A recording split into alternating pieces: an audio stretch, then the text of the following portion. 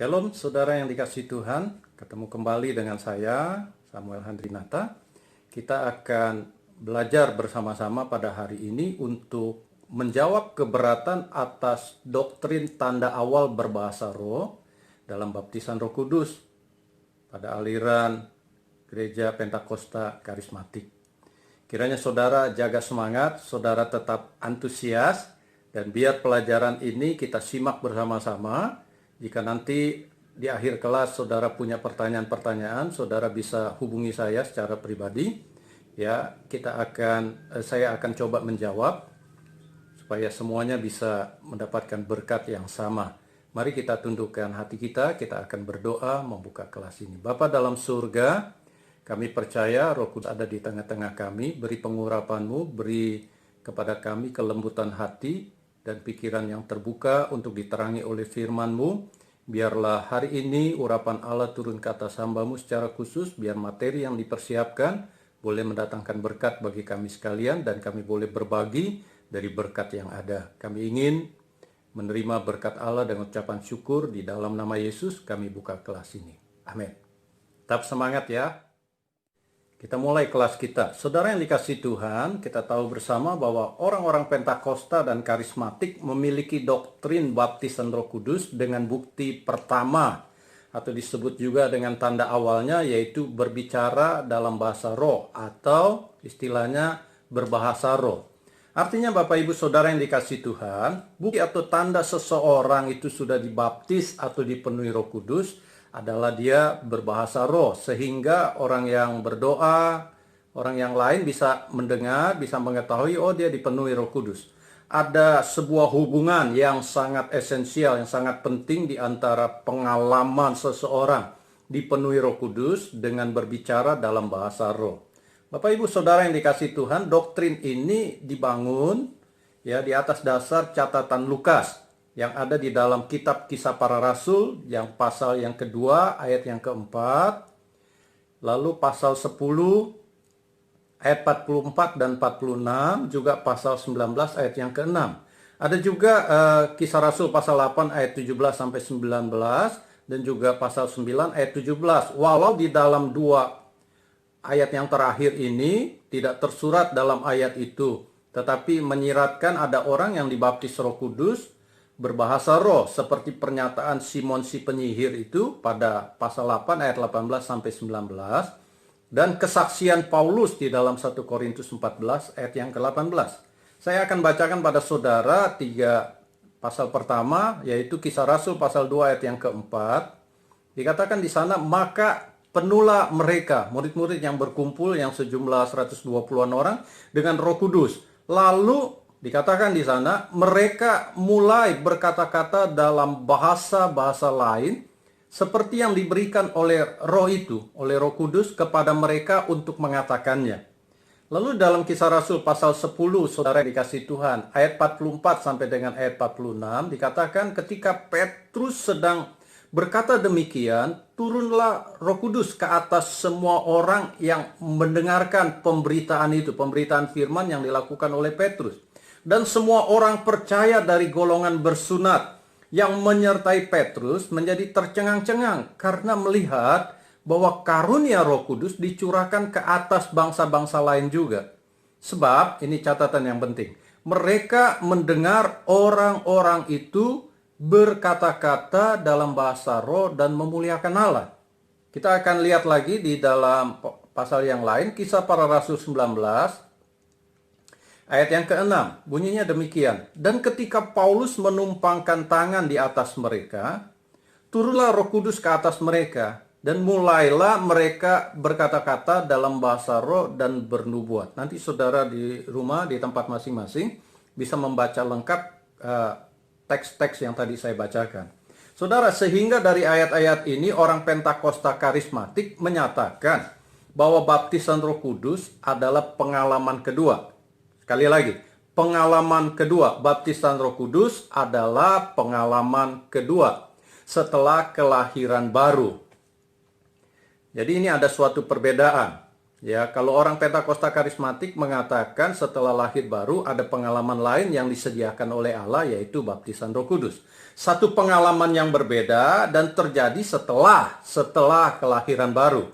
Dan bisa dialami oleh setiap orang Kristen setelah dia lahir baru. Mereka, orang-orang Pentakosta karismatik juga berpendapat bahwa kisah baptisan roh ini tercatat dalam Kisah Para Rasul masih terjadi sampai saat ini. Pada gereja masa kini bisa terjadi pada saudara dan juga pada saya dan pada teman-teman keluarga kita. Dan dalam Kisah Para Rasul ini, Bapak Ibu yang dikasihi Tuhan, dapat dikatakan menjadi kisah kami, kisah kita juga yang pada hidup zaman ini, bukan hanya kisah dari para rasul atau jemaat dari gereja mula-mula. Dari pernyataan doktrin gereja Pentakosta karismatik, kaum Pentakosta karismatik, ada beberapa keberatan dari golongan dari kaum non-Pentakosta karismatik tentang dalil-dalil tersebut. Keberatan mereka dapat saya simpulkan sebagai berikut. Bapak Ibu yang dikasihi Tuhan, dengarkan ya. Ada 4 keberatan yang saya coba sarikan supaya kita menjawab keberatan-keberatan ini dari orang-orang kaum non-Pentakosta karismatik. Yang pertama, Bapak Ibu yang dikasihi Tuhan, masih bersama saya, kitab Kisah Para Rasul menurut mereka orang non-Pentakosta karismatik adalah kitab sejarah atau berisi naratif, cerita. Itu tidak bisa dijadikan dasar berteologia. Mereka kaum non-Pentakosta karismatik meyakini bangunan teologi itu adalah harus berdasar teologi Paulus dalam 1 Korintus karena bukanlah kitab sejarah. Jadi 1 Korintus bagi mereka bukan kitab sejarah. Sedangkan Kisah Para Rasul adalah kitab sejarah atau kitab naratif sehingga tidak kuat untuk menjadi dasar berteologi. Itu yang pertama. Yang kedua, Bapak Ibu yang dikasihi Tuhan, menurut mereka kitab Kisah Para Rasul adalah kisah untuk mereka para rasul dan gereja mula-mula pada saat itu. Dan itu bukan kisah kita atau kisah kami yang hidup pada zaman ini.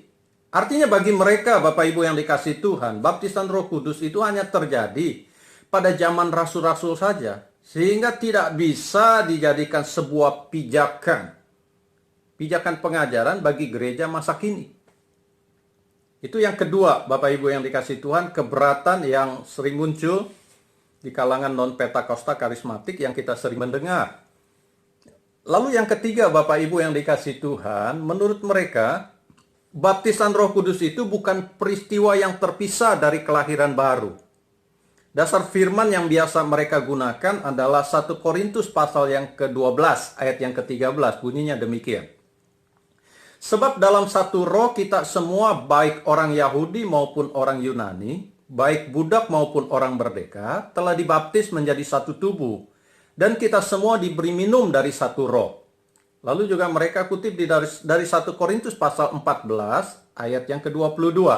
Bunyinya demikian, 1 Korintus 14 ayat 22. Karena itu karunia bahasa roh adalah tanda bukan untuk orang yang beriman, tetapi untuk orang yang tidak beriman. Sedangkan karunia untuk bernubuat adalah tanda bukan untuk orang yang tidak beriman, tetapi untuk orang yang beriman. Ini ayat-ayat yang dipakai menjadi dasar bagi mereka untuk menyatakan bahwa baptisan Roh Kudus itu bukan peristiwa yang terpisah dari kelahiran baru, dan itu menyatu.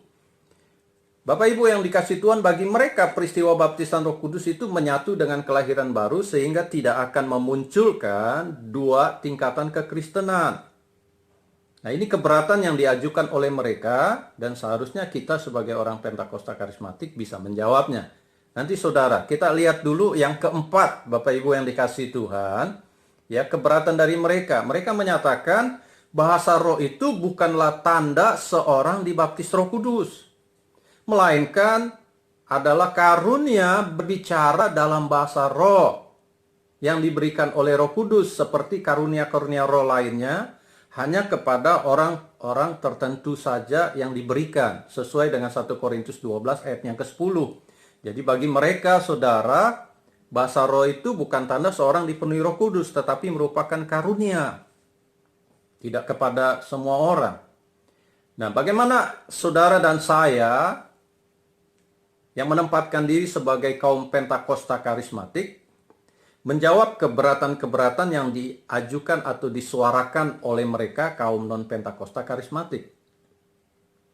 Ataukah kaum Pentakosta dan karismatik mau atau perlu mereduksi pandangan teologinya seperti mengikuti pandangan seorang tokoh yang bernama Robert P. Menzies yang menyatakan bahwa bahasa roh itu adalah tanda wajar, bukan tanda awal dari baptisan roh, sebagai gambaran sempurna dari orang-orang yang dipenuhi Roh Kudus, yaitu mereka berbahasa roh. Di mana saudara yang dikasihi Tuhan, ada kasus-kasus tertentu, Bapak Ibu yang dikasihi Tuhan, seseorang tidak atau belum berbahasa roh, namun mendapatkan pemberdayaan atau diberdayakan oleh Roh Kudus melalui perlengkapan-perlengkapan karunia roh. Belum lagi mereka yang sudah berbahasa roh, kita dapati dalam faktualnya, saudara, ternyata mereka tidak bergerak dalam menginjil ataupun melayani dibanding dengan mereka yang belum berbahasa roh. Apakah masih kita pertahankan?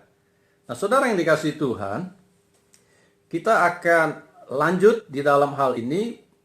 Saya mau coba memberikan pada saudara jawaban atas beberapa keberatan kaum non-Pentakosta karismatik terhadap doktrin baptisan Roh Kudus dengan tanda berbahasa roh. Mari kita ambil waktu sejenak untuk tenangkan diri saudara. Ya, kita akan lanjut untuk membahas 4 keberatan. Kita menjawab 4 keberatan dari kaum non-Pentakosta karismatik tentang doktrin baptisan Roh Kudus yang ditandai dengan berbicara atau berbahasa roh. Ya, tunggu sebentar. Sekarang kita siap untuk belajar dengan memberikan jawaban atas 4 keberatan daripada orang non-Pentakosta karismatik terhadap doktrin baptisan Roh Kudus dengan tanda awal, yaitu berbicara bahasa roh. Yang pertama, Bapak Ibu yang dikasihi Tuhan, saya kasih judul jawabannya adalah dasar berteologi. Bapak Ibu yang dikasihi Tuhan, Kisah Para Rasul itu adalah tulisan dari seorang yang bernama Lukas. Kita tahu bahwa dia punya latar belakang sebagai seorang tabib atau sekarang namanya dokter. Tetapi sekaligus juga kita bisa berkata bahwa Lukas adalah seorang teolog, bukan hanya seorang sejarawan saja. Pandangan bahwa Lukas adalah seorang teolog ini disetujui juga oleh Howard Marshall, seorang profesor dan pakar kitab Perjanjian Baru dari University of Aberdeen dari Skotlandia.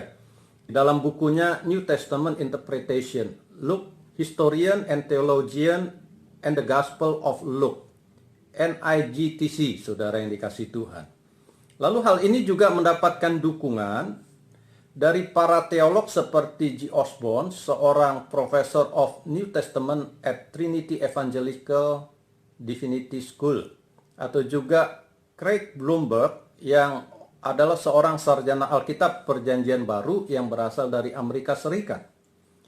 Ia menjabat sebagai Distinguished Professor of the New Testament pada Denver Seminary di Colorado, saudara, di mana ia telah bekerja sejak tahun 1986. Dan juga dari Daniel Bert Wallace, adalah seorang profesor studi Perjanjian Baru pada Dallas Theological Seminary. Menurut saya, apabila satu kisah sejarah dalam Alkitab seperti Kisah Para Rasul dan juga kitab-kitab sejarah Perjanjian Lama yang juga biasa digunakan berteologi oleh golongan non-Pentakosta karismatik, jika mendapatkan dukungan beberapa pakar, ahli teologi, apalagi sudah bergelar guru besar, maka layak dijadikan dasar untuk berteologi. Maka setiap orang harus dapat menghargai tulisan-tulisan Lukas sebagai sebuah karya teologi yang independen dan juga berdiri sendiri atau mandiri, saudara yang dikasihi Tuhan. Jadi tidak ada alasan untuk menolak Lukas sebagai seorang teolog, sehingga tulisannya baik dalam Injil Lukas maupun Kisah Para Rasul yang biasa dipakai menjadi dasar berteologi bagi orang Pentakosta karismatik itu sudah valid, itu sudah sah. Bukankah juga Paulus berkata atau menuliskan di dalam surat 2 Timotius pasal 3 ayat yang ke-16, ingat ini, Paulus kan sering dipakai tulisannya oleh orang non-Pentakosta karismatik sebagai dasar berteologi. Nah, Paulus sendiri mengatakan di dalam suratnya 2 Timotius 3 ayat yang ke-16, saya bacakan, segala tulisan yang diilhamkan Allah memang bermanfaat. Perhatikan, memang bermanfaat segala tulisan yang diilhamkan Allah. Untuk apa? Untuk mengajar, untuk menyatakan kesalahan, untuk memperbaiki kelakuan, dan untuk mendidik orang-orang dalam kebenaran. Saya coba telah saudara, saya coba study dalam hal ini frasa segala tulisan. Yang catat dalam 2 Timotius 3 ayat 16 tadi, dapat diartikan adalah segala kitab yang sudah dikanonkan, termasuk kitab-kitab sejarah dan kitab lain dalam Perjanjian Lama. Perjanjian Lama itu juga mengandung narasi kebanyakan, saudara yang dikasihi Tuhan. Maupun kitab Kisah Para Rasul itu sendiri yang banyak berisi tulisan naratif. 2 Timotius 3 ayat yang ke-16 justru memperlihatkan kepada kita, para pembacanya, sebuah kesahihan seorang Paulus yang berpandangan satu kitab atau beberapa kitab naratif dalam Alkitab dapat menjadi dasar suatu ajaran. Kan untuk mengajar katanya, berarti bisa dijadikan dasar untuk suatu ajaran atau doktrin. Kita mengenal ada teologi Perjanjian Lama yang juga dasarnya dari tulisan-tulisan naratif. Maka adalah tidak tepat jika berteologi dari Kisah Para Rasul itu dinaifkan, diabaikan, atau dimasalahkan oleh orang non-Pentakosta karismatik. Jadi saya mau berpandangan, saudara, biasa teolog berkata begini, sah-sah saja jika kaum Pentakosta karismatik membangun suatu dasar teologinya dari kitab Kisah Para Rasul. Mengapa? Ya, kita kembali kepada penjelasan tadi bahwa kitab naratif atau kitab sejarah pun dipakai untuk berteologi. Kitab sejarah dari Perjanjian Lama, kisah-kisah naratif di Perjanjian Lama, itu kan juga dipakai untuk jadi dasar berteologi, dasar suatu ajaran dari kaum non-Pentakosta maupun non-karismatik. Jadi tidak ada alasan untuk menaifkan kalau kaum Pentakosta karismatik memakai kitab Kisah Para Rasul menjadi dasar teologi untuk mengajarkan kepada jemaat, mengajarkan kepada umat bahwa baptisan Roh Kudus itu diterima seseorang dengan tanda awal adalah berbahasa roh. Nah, ini adalah jawaban untuk keberatan yang pertama dari golongan non-Pentakosta karismatik. Saudara masih siap? Masih bersama dengan saya? Kita akan lanjut untuk menjawab keberatan yang kedua. Saudara yang dikasihi Tuhan, yang kedua saya memberikan judulnya adalah Kitab Kisah Para Rasul adalah juga cerita kami, untuk menjawab keberatan yang diajukan oleh golongan kaum non-Pentakosta karismatik bahwa Kisah Para Rasul itu adalah kisah yang berhenti pada rasul-rasul dan juga pada gereja mula-mula yang tidak berlanjut, tidak continue, tidak relevan lagi untuk dijadikan dasar kepada gereja masa kini. Itu adalah kisah mereka, para rasul dan gereja mula-mula, orang yang hidup di zaman awal Yesus, bukan kisah kami. Dapat dijawab sebagai berikut, saudara yang dikasihi Tuhan. Jawabannya, saudara, dasar pandangan mereka kaum non-Pentakosta karismatik yaitu Kitab Kisah Para Rasul adalah suatu dokumen sejarah yang memang reliable, dapat dipercaya, dan ada pesan untuk gereja sepanjang abad, termasuk masa kini dan yang akan datang. Tetapi Kisah Para Rasul, menurut mereka tidak menyediakan pattern, tidak menyediakan model, tidak menyediakan pola yang dapat ditiru, dapat dicontoh, atau harus diikuti oleh gereja masa kini, pada masa kini, dan maupun gereja-gereja yang akan datang. Peristiwa-peristiwa yang tercatat dalam kitab Kisah Para Rasul menurut mereka adalah sudah jadi sejarah, dan itu sudah berhenti pada zaman itu, tidak bisa berlanjut. Nah, kita menjawabnya jelas bahwa pernyataan pandangan daripada orang non-Pentakosta karismatik terhadap kisah dalam Kisah Para Rasul itu menjadi suatu upaya yang sangat dipaksakan untuk membenarkan teologi mereka. Bapak Ibu yang dikasih Tuhan, sebuah pemaksaan ini kan berarti memaksakan Tuhan juga untuk ikut pandangan mereka. Kaum Pentakosta karismatik pada masa ini, masa kini, memang mengalaminya. Baptisan Roh Kudus dengan tanda awal berbahasa roh, sehingga mereka dapat berkata dan berpandangan bahwa apa yang tercatat dalam Kisah Para Rasul adalah bukan sekedar pattern atau pola atau model saja, atau sudah menjadi sebuah monumen atau bahkan museum yang hanya bisa dilihat dan diamati, melainkan kami orang-orang Pentakosta karismatik sungguh menyatakan peristiwa yang tercatat dalam Kisah Para Rasul itu masih terjadi sampai hari ini. Ya, memang karena kami membuka wawasan teologi kami dari Kisah Para Rasul sehingga kami bisa mengalami. Kalau kita menutup, maka kita sulit mengalami sehingga ya kita akan menolak. Nah, saudara yang dikasih Tuhan, lebih lanjut membatasi bahwa pengalaman baptisan Roh Kudus itu hanya terjadi pada rasul dan gereja mula-mula saja, berarti memaksa Roh Kudus, sekali lagi, memaksa Roh Kudus yang adalah Allah tidak bekerja lagi. Dan dia mengatakan memaksa bahwa Roh Kudus tidak boleh memakai pola yang sama yang dilakukannya pada gereja mula-mula atau rasul-rasul kepada umat Tuhan sepanjang abad, yaitu sampai kita dan yang akan datang.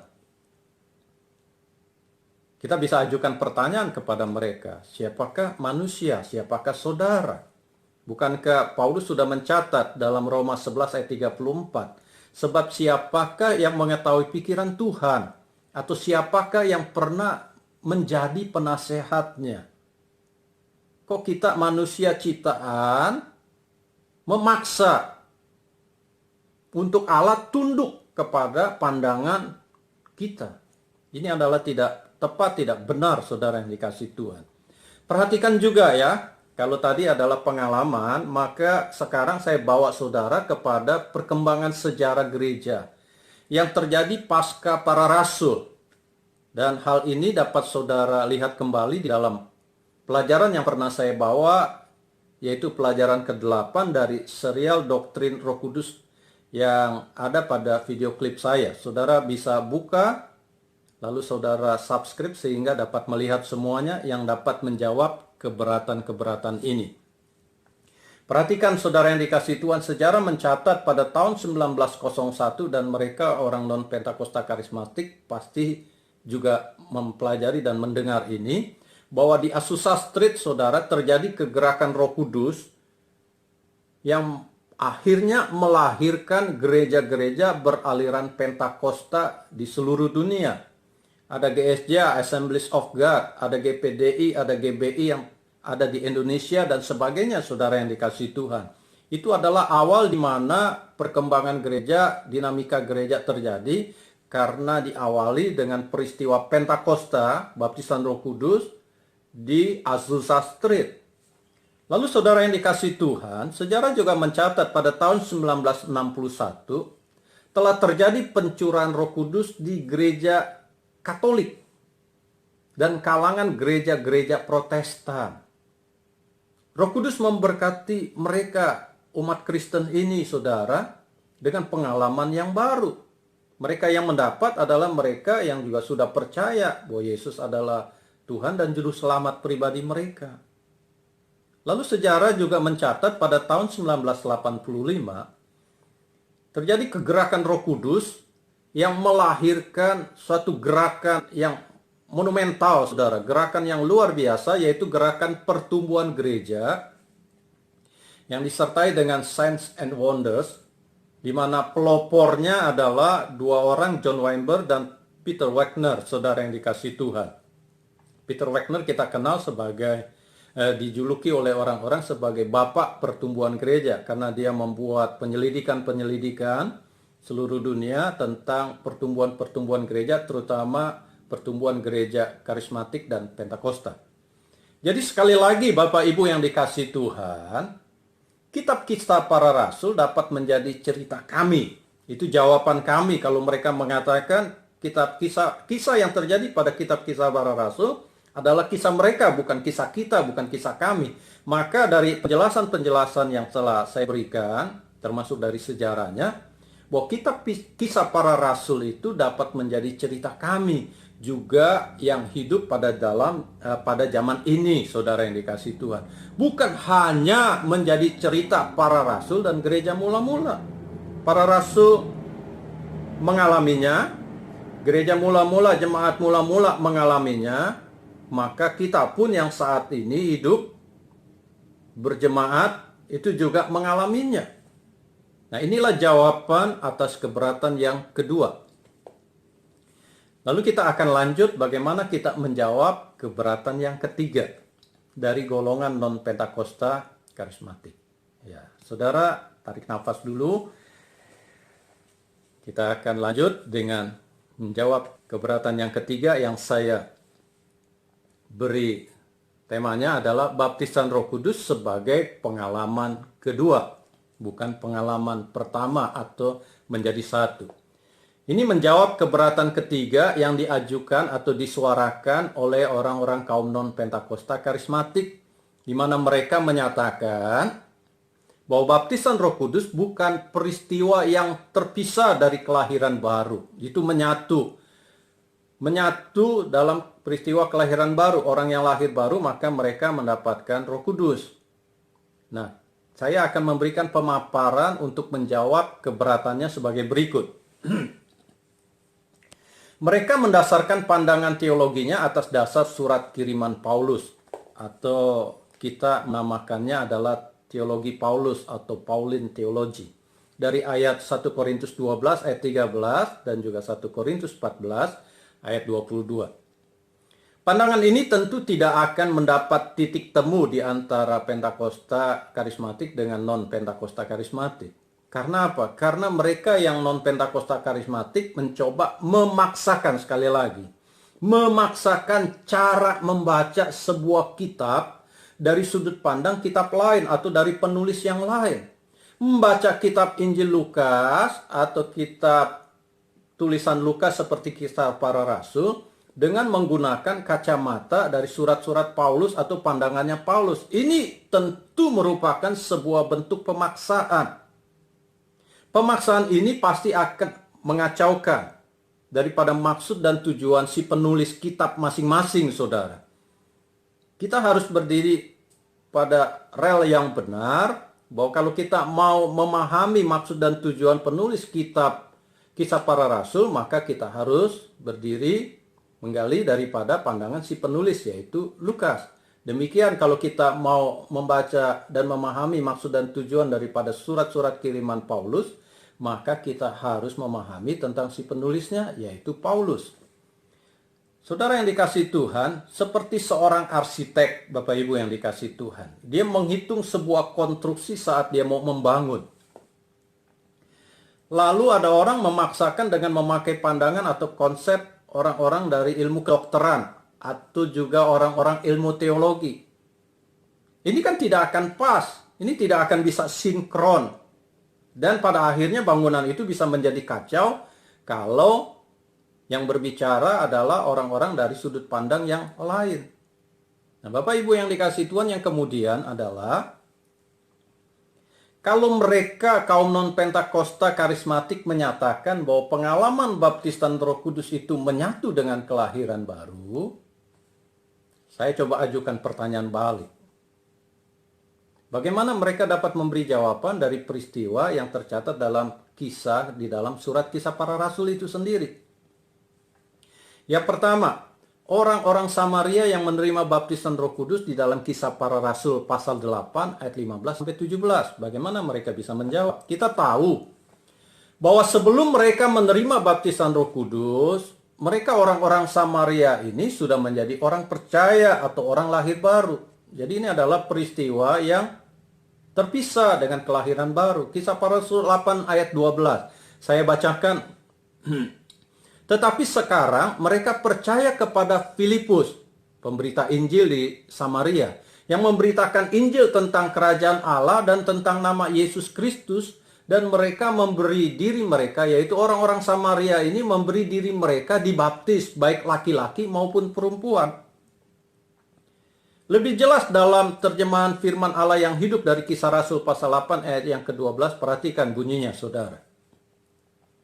Tetapi sekarang mereka percaya akan pemberitaan Filipus bahwa Yesuslah Mesias. Demikian juga mereka percaya akan pengajarannya tentang kerajaan Allah. Banyak orang dibaptiskan baik pria maupun wanita. Jadi saudara, dari ayat ini kita bisa berkata mereka, orang-orang Samaria itu telah menerima firman Allah di dalam hati mereka, sehingga mereka membulatkan tekad, membulatkan hati untuk dibaptiskan oleh Filipus. Perhatikan di dalam pasal 8 ayat yang ke-14 ada frasa, telah menerima firman Allah. Lalu frasa pada ayat yang ke-12-nya dari Kisah Rasul pasal 8. Dan memberi diri mereka dibaptis. Itu sebagai tanda bahwa mereka yang percaya kepada pemberitaan firman bahwa Yesus adalah Mesias, mereka menyerahkan diri untuk masuk di dalam kelompok tubuh Kristus. Perhatikan bahwa sebelum peristiwa selanjutnya yaitu baptisan Roh Kudus dialami oleh mereka orang-orang Samaria yang telah percaya ini melalui penumpangan tangan oleh Rasul Petrus dan Yohanes dalam Kisah Rasul 8 ayat yang ke-17. Jadi kita tahu bahwa mereka sebelum mengalami baptisan Roh Kudus, mereka sudah mengalami kelahiran baru. Jadi kita bisa mengatakan bahwa pengalaman baptisan Roh Kudus itu terpisah dari pengalaman baptisan air atau kelahiran baru. Dari ayat yang ke-14 saudara, Kisah Rasul 8. Jelas nampak adanya jeda waktu yang lama dari mereka yang lahir baru dengan pengalaman baptisan Roh Kudus. Ada jeda waktu, beberapa waktu saudara, sehingga hal ini meruntuhkan dalil dari kaum non-Pentakosta karismatik yang mengklaim bahwa baptisan Roh Kudus adalah satu peristiwa yang menyatu dengan kelahiran baru. Ini yang bisa kita seberangkan pada mereka. Lebih lanjut, bagaimana dengan peristiwa 12 orang di Efesus yang tercatat dalam Kisah Para Rasul pasal 19 ayat 1-7. Bagaimana kalau kita buka ini, mereka memberi jawabannya. Tidak mungkin saudara yang dikasihi Tuhan, kita berkata bahwa orang Efesus yang ditemui Paulus itu sudah menerima baptisan Roh Kudus ketika mereka menjadi murid. Jelas secara eksplisit, tercatat, jelas, bisa kita baca langsung bahwa dalam pasal 19 ayat 1 dari Kisah Para Rasul, ada frasa, di situ didapatinya beberapa orang murid. Sekali lagi saya tekankan, beberapa orang murid. Lalu mereka juga menjawab bahwa mereka ketika ditanya oleh Paulus, sudahkah kamu menerima Roh Kudus ketika kamu percaya, seperti tercatat pada ayat yang kedua, mereka jawabnya begini, belum, bahkan belum pernah mendengar bahwa ada Roh Kudus. Nah, ini pernyataan polos yang tulus daripada jemaat di Efesus. Dan selanjutnya Bapak Ibu yang dikasihi Tuhan, kita tahu bahwa mereka ternyata mendapat bimbingan untuk percaya kepada Yesus seperti pada ayat yang keempat. Walau sudah dibaptis dengan baptisan Yohanes, yaitu buat orang yang telah bertobat. Arti baptisan Yohanes adalah buat orang yang telah bertobat. Setelahnya mereka dibaptis dalam nama Tuhan Yesus, ayat yang kelima. Barulah saudara yang dikasihi Tuhan, ada fase di mana setelah dibaptis ada proses berikut yang dialami oleh mereka, di mana mereka ditumpangkan tangan oleh Rasul Paulus.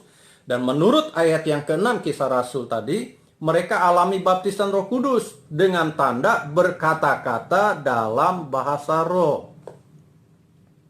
Jadi, saudara yang dikasihi Tuhan, menjadi satu dasar yang kuat bagi kita kaum Pentakosta dan karismatik menyatakan bahwa baptisan Roh Kudus adalah pengalaman kedua yang beranjak dari pertanyaan Paulus pada ayat yang kedua, sudahkah kamu menerima Roh Kudus? Ketika kamu percaya, garis bawah, ketika kamu percaya. Frasa ketika, ya kalau kita study saudara, dalam grammar atau tata bahasa Yunaninya itu tidak demikian bunyinya. Alkitab Koine memakai kata elabete, itu adalah kata dalam sinteksnya verb aorist indikatif aktif untuk orang kedua jamak.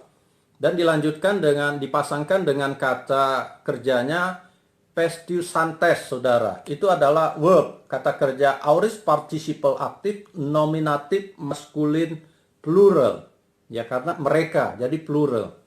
Maka kata ini, saudara, elebete pestiusantes ini dapat diterjemahkan menjadi, sudahkah kalian menerima Roh Kudus sesudah kalian percaya? Ya, kalau sesuai grammar aurisnya, maka kita terjemahkan seperti itu. Sudahkah kalian menerima Roh Kudus sesudah kalian percaya? Jadi dapat dijelaskan lebih lanjut bahwa orang-orang Efesus yang sudah percaya, seperti ayat 1 tadi, sudah jadi murid, perlu mengalami baptisan Roh Kudus setelah mereka percaya dan dibaptis air. Dan itu adalah pengalaman kedua atau yang terpisah dari kelahiran baru, yang berbeda dari baptisan air. Jadi saudara, dari penjelasan-penjelasan ini kita dapatkan bahwa apa yang kita argumentasikan ini dapat meruntuhkan sebuah dalil dari kaum non-Pentakosta karismatik yang mengklaim bahwa baptisan Roh Kudus adalah satu peristiwa atau menyatu dengan kelahiran baru. Kita berdiri di posisi bahwa baptisan Roh Kudus itu adalah pengalaman kedua, terpisah dari pengalaman kelahiran baru. Ini adalah jawaban atas keberatan yang ketiga. Tarik nafas sekali lagi, Bapak Ibu yang dikasihi Tuhan. Saudara masih bersama saya. Kita lanjut untuk menjawab keberatan yang keempat dari orang-orang non-Pentakosta karismatik. Saya memberikan subjudulnya adalah bahasa roh adalah tanda seorang percaya dibaptis Roh Kudus. Adanya keterkaitan antara bahasa roh dan baptisan Roh Kudus telah menjadi suatu ciri dari kaum Pentakosta karismatik. Sejak sejarah Pentakosta lahir pada zaman Rasul dan berlanjut pada peristiwa di Azusa Street, lalu sampai kepada gereja-gereja modern di zaman sekarang, di mana saudara dan saya hidup, menjadikan doktrin ini terus survive, masih berlanjut, masih hidup sebagai penggenapan dari catatan di dalam kitab Kisah Para Rasul 1 ayat yang ke-8, di mana bunyinya demikian. Saya potong saudara, menjadi saksiku di Yerusalem. Kalau Roh Kudus turun ke atas kamu, kamu akan menjadi saksiku di Yerusalem dan di seluruh Yudea dan Samaria dan sampai ke ujung-ujung bumi. Dari ayat ini kaum Pentakosta dan karismatik terus memegang teologi dari Lukas yang mengaitkan baptisan Roh Kudus dengan bahasa roh atau glossolalia. Bapak Ibu yang dikasihi Tuhan, sementara kaum non-Pentakosta karismatik menyatakan bahwa bahasa roh, sekali lagi, berbahasa roh itu bukan tanda seorang dibaptis Roh Kudus, melainkan karunia berbicara dalam bahasa roh yang diberikan oleh Roh Kudus, seperti karunia-karunia roh lainnya hanya kepada orang-orang tertentu saja yang mereka angkat dari 1 Korintus 12 ayat yang ke-10. Sekali lagi, mereka kaum non-Pentakosta karismatik terus memakai teologi Paulus dalam menyoroti teologi Lukas. Itu adalah suatu hal yang fatal, satu hal yang keliru. Justru mereka menjadi lupa bahwa maksud pemberian Roh Kudus kepada para murid adalah untuk menjadikan mereka saksi Kristus yang efektif, yang dapat melampaui kota atau bangsa mereka sendiri, menjangkau lebih banyak orang dari berbagai ragam budaya, cross culture, saudara yang dikasihi Tuhan, dari beragam etnis suku bangsa, dan itu melintasi batas geografi yang merupakan penggenapan dari Kisah Rasul 1 ayat 8 dari Yerusalem, Yudea dan Samaria menuju ke ujung bumi. Roh Kudus sedang dan terus memberdayakan murid-murid Kristus, saudara dan saya termasuk pada zaman ini, untuk mengemban amanat agung Kristus.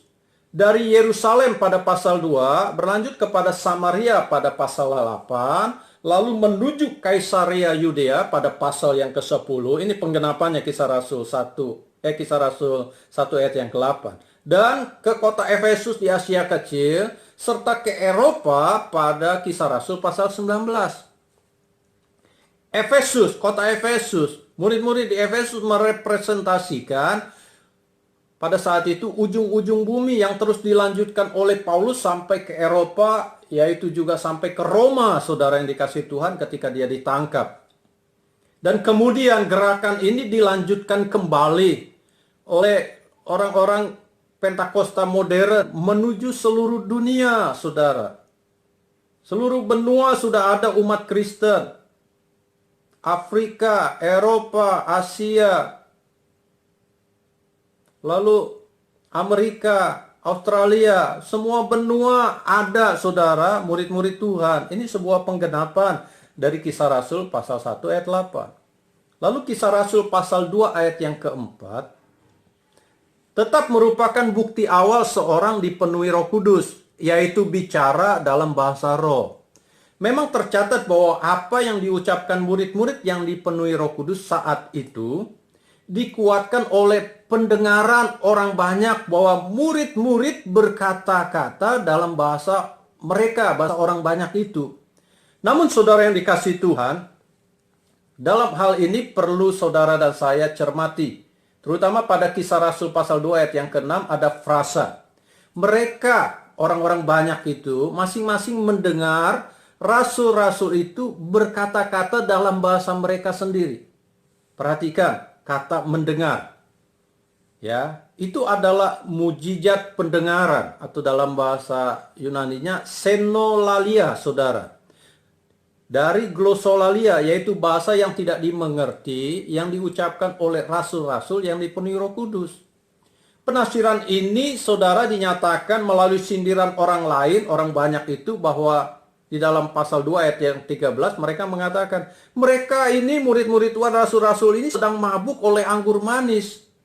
Jika mereka mendengar rasul-rasul berkata-kata dengan bahasa mereka, lalu menyindir dengan pernyataan bahwa rasul-rasul ini mabuk anggur manis, justru pernyataan mereka yang terakhir ini bahwa mengatakan rasul-rasul ini mereka sedang mabuk oleh anggur manis, memberikan sebuah dukungan tentang kesahihan glossolalia. Artinya apa? Kata-kata yang diucapkan oleh rasul-rasul yang berasal dari Roh Kudus itu adalah bahasa roh. Orang banyak tidak paham, tidak mengerti bahasa roh itu, sehingga menurut mereka seperti orang mabuk yang kata-katanya meracau atau kata-katanya ngaco sesuai ungkapan mereka sendiri. Sedang saudara yang dikasihi Tuhan, yang mereka dengar adalah bahasa mereka sendiri, itu pernyataan. Kok mereka bisa bahasa kita, bahasa Arab, bahasa Mesopotamia, bahasa ini? Dan saya mau mengatakan bahwa itu adalah karunia pendengaran dari Roh Kudus buat mereka yang mendengar bahasa roh tentang kesaksian perbuatan-perbuatan Allah yang besar, seperti tercatat dalam ayat yang ke-11. Yang kita namakan adalah sonolalia, saudara yang dikasihi Tuhan.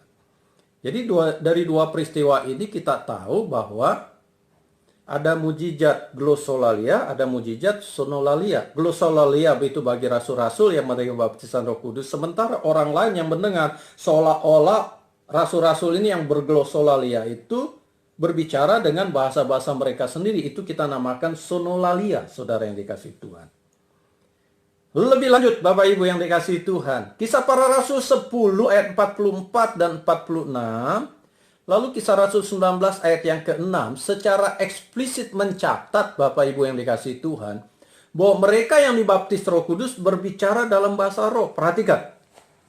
Saya bacakan untuk jelasnya Kisah Rasul 10 ayat 46. Alkitab terjemahan baru. Sebab mereka mendengar orang-orang itu berkata-kata dalam bahasa roh dan memuliakan Allah. Lalu Kisah Rasul 19 ayat yang ke-6 dalam Alkitab terjemahan baru dikatakan, dan ketika Paulus menumpangkan tangan di atas mereka, turunlah Roh Kudus ke atas mereka, dan mulailah mereka berkata-kata dalam bahasa roh dan bernubuat. Jadi Bapak Ibu yang dikasihi Tuhan, dari apa yang tertulis, tersurat, jelas mengindikasikan Bapak Ibu yang dikasihi Tuhan bahwa mereka yang dipenuhi atau dibaptis Roh Kudus ditandai dengan berbicara atau berkata-kata dalam bahasa roh. Dan pemberian itu bukan untuk prestis pribadi mereka atau sebagai tanda kerohanian mereka yang lebih dewasa. Saudara bisa ikuti pelajaran ke-7 dari serial Doktrin Roh Kudus pada channel saya. Diberikan oleh Roh Kudus, diberikan oleh Allah untuk tugas misi lintas budaya dan etnis dan geografi. Bapak Ibu yang dikasihi Tuhan, dari pemaparan Bapak Ibu yang dikasihi Tuhan, kita sudah selesai dengan materinya. Dan dengan pemaparan-pemaparan yang saya telah bagikan kepada Bapak Ibu Saudara sekalian, kiranya ini sudah memadai untuk dapat menjawab 4 keberatan dari kaum non-Pentakosta karismatik tentang doktrin baptisan Roh Kudus dengan tanda awal berbahasa roh. Saya berharap saudara yang dikasihi Tuhan, materi ini yang telah saya bagikan memberikan manfaat besar untuk penguatan iman kita dan pemahaman saudara, sehingga saudara bisa memberikan jawaban untuk pertanyaan dari beberapa keberatan yang mungkin nanti satu waktu akan ditanyakan, dan saudara mampu memberikan penjelasan-penjelasan dengan baik dan dengan lugas, saudara yang dikasihi Tuhan. Itu harapan saya, saudara. Doa saya dan doa kita bersama adalah Tuhan Yesus memberkati kita sekalian, untuk supaya kita bisa menjadi sarana berkat bagi orang lain. Tuhan menolong dan memberkati kita, urapan Allah Roh Kudus turun atas kita. Dalam nama Yesus. Amin.